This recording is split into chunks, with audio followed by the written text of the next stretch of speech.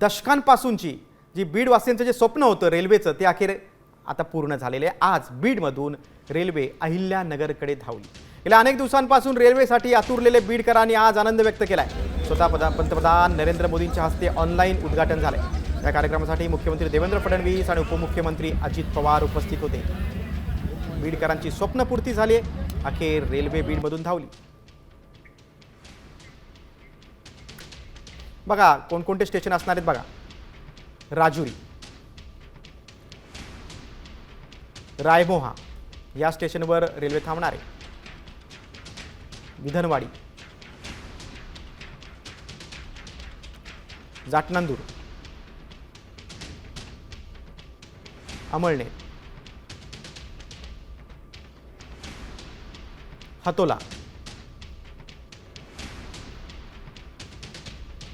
Vetalwadi, new Ashti या सगळ्या स्टेशनवर बीडमधील जाणारी ही रेल्वे थांबणार आहे। कडा, न्यू धानोरा, सोलापूरवाडी, न्यू लोणी,